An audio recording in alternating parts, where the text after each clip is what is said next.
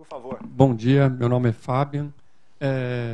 Eu trabalho bastante com essa parte da transparência e eu queria saber se hoje a transparência pode ajudar o município a captar empresas, sabendo dos gastos controlados e do controle que ele tem da receita que está recebendo, que a gente vê nos portais que estão ocorrendo, que os municípios que trabalham de uma maneira meio atabalhoada com relação aos seus gastos têm consertado o devido lançamento, porque agora está aparecendo publicamente.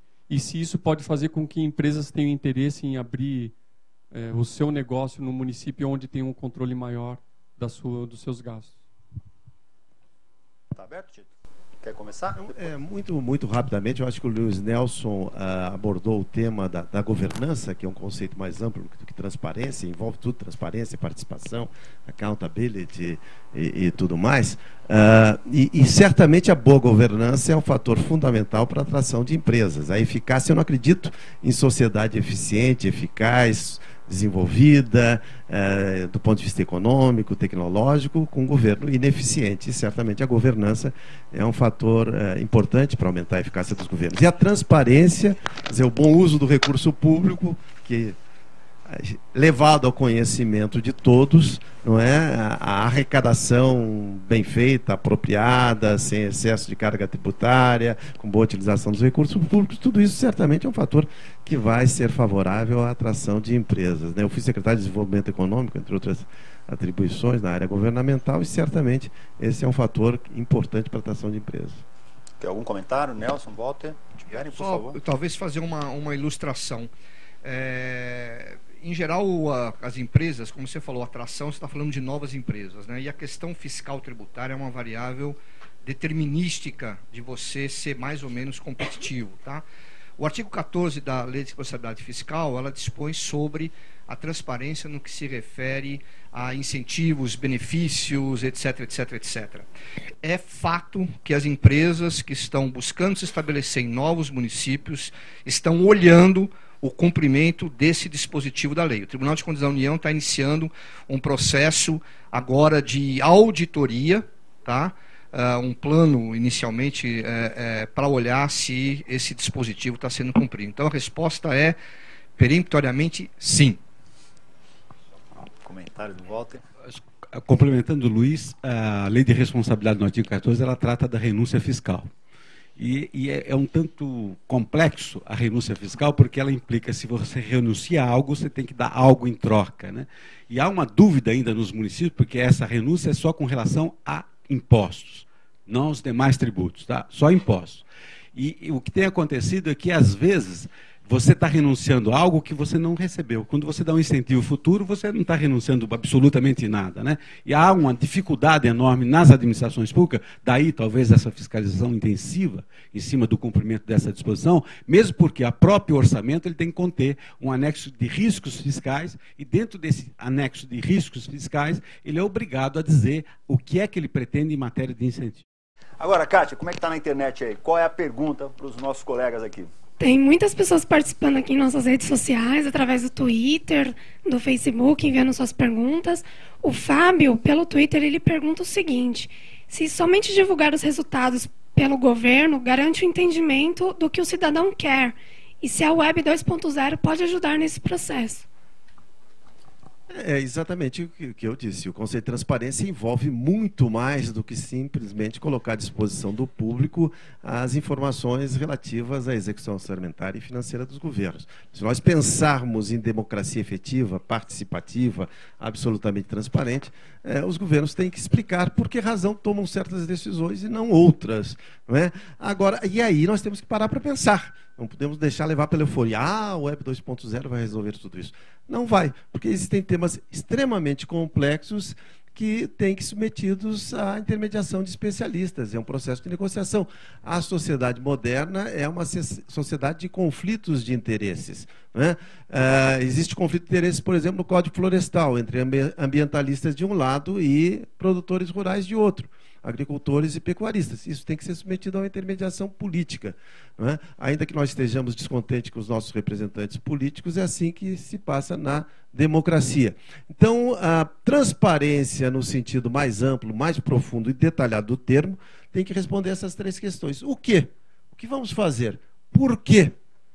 E também a resposta, por que não? Por que não fazemos isso, aquilo, outro? Será que a melhor maneira de integrar os dois grandes cidades, Rio e São Paulo, é através do trem rápido? Não existem outros meios de transporte mais baratos, mais efetivos, que possam cumprir a mesma missão, a um custo eventualmente muito menor?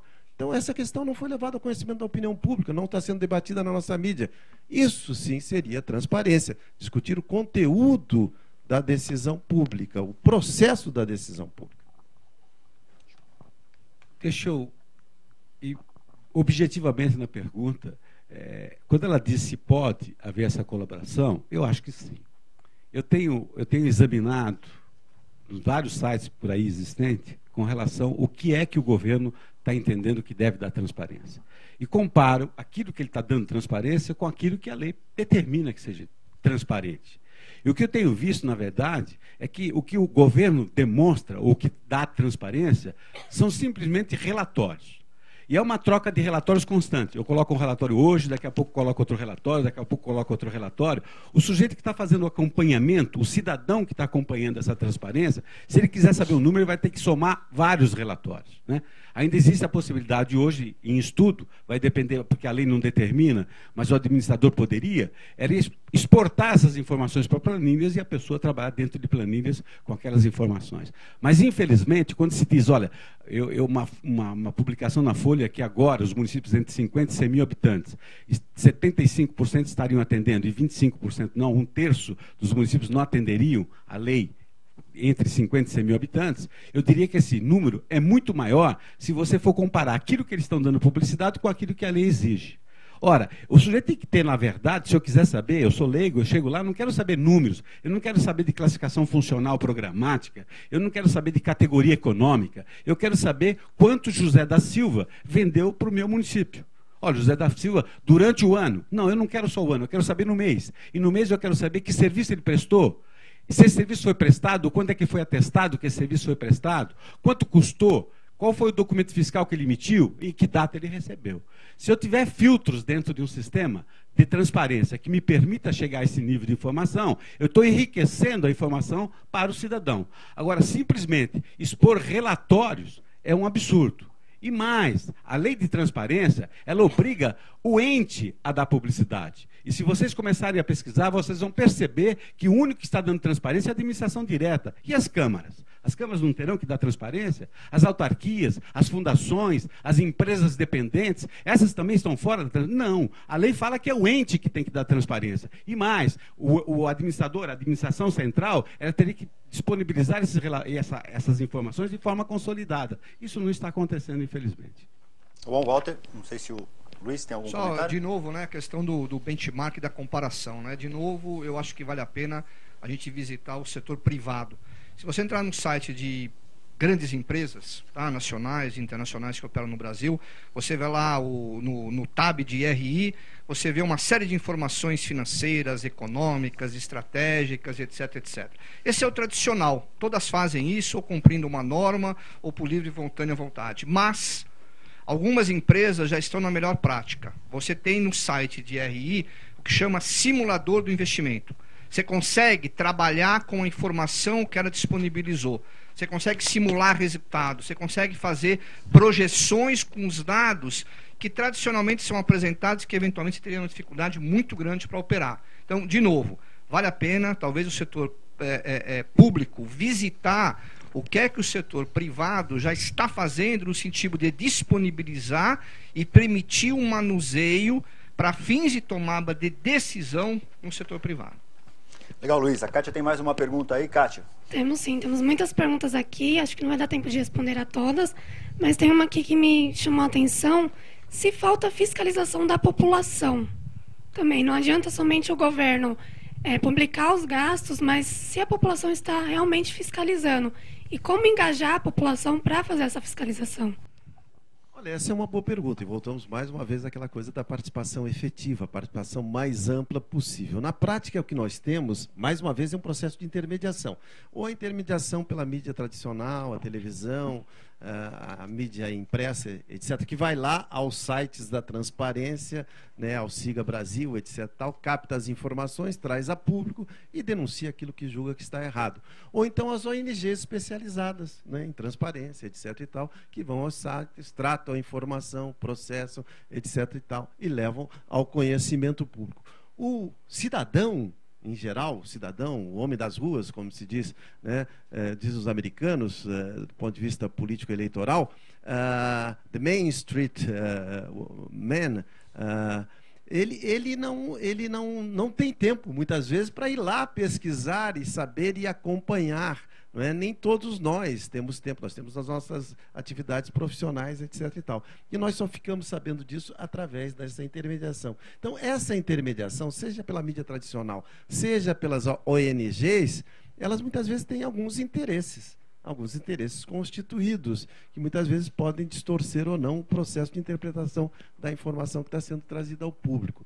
Então, o mundo não é ideal, infelizmente, nem o mundo da Web 2.0. Né? Então, a gente tem que, de certa maneira, também ter a consciência disso, acompanhar e fiscalizar aqueles que muitas vezes fazem intermediação da informação para nós. Olha, eu acho que a participação da fiscalização da população é um problema cultural. Cultural. É cultural. Nós vamos ter que evoluir nesse processo, né? Porque até então, vocês imaginam, nós vivemos um período autoritário em que o orçamento era meramente homologatório. Quer dizer, o Congresso recebia um orçamento para dizer sim e devolver para a União, ou se ele não devolvesse num prazo, aquilo era promulgado como lei, o original encaminhado pelo Executivo. Hoje nós já temos uma participação maior, quer dizer, nós já temos as audiências públicas dentro do processo legislativo para que a população possa realmente estar opinando a respeito de programas de governo que estão ali contidos, e há uma grande margem de manobra do legislador brasileiro, desde que respeitado o plano plurianual, ele recebe uma lei de diretrizes para discutir previamente quais são as prioridades que foram pensadas do orçamento e aquilo que vai efetivamente para o orçamento. Agora, as audiências públicas ainda são poucas, porque a população não está ainda estimulada a participar do processo. E a transparência é a mesma coisa, nós vamos ter que estimular a população em busca dessa informação. Nós temos casos específicos aqui em São Paulo que a gente conhece e que foi criado realmente uma organização que ela todo dia varre esse site da prefeitura e cobra a prefeitura. Para vocês terem uma ideia da importância do portal Transparência, quando bem elaborado, a administração em si, olha, a administração intrinsecamente, hein? Não estou dizendo nem o cidadão, a própria administração, as informações não fluem dentro da administração. Tem um mandante, ou seja, você tem lá 17 secretários municipais, tem um único que manda, toma conta de tudo, é o toco de enchente da administração, ele fica ali, ele guarda sob suas asas todos os dados, e, na verdade, ele libera quando é bonzinho, quando não é bonzinho, fica fazendo assim, brincando dentro da própria administração. Você tem lá 17 secretários, 16 não sabem o que estão lá para fazer, não sabem nem qual é o seu orçamento, não participou da elaboração do orçamento. Ele é surpreendido no ano seguinte com o orçamento, e a surpresa que ele tem é que, na verdade, tudo aquilo que ele pretende fazer não está previsto dentro do orçamento, e aí ele fica na dependência de uma única pessoa. Hoje, pelo menos, o portal de transparência dá a oportunidade para os demais secretários saber pelo menos quais são as dotações que estão disponíveis à sua secretaria, como é que ele está gastando na sua secretaria, sabe também que a sua dotação foi anulada, aquele valor de crédito que ele dispunha, alguém anulou sem o consentimento dele, isso já dá para saber. Hoje a gente percebe que dentro da administração, os demais servidores públicos passam a se valer do portal Transparência para tomar ciência de coisas que eles não sabiam dentro da administração. Então, vocês imaginam a dificuldade que a população vai ter para conhecer esses dados, né, disponíveis assim de uma forma bem transparente.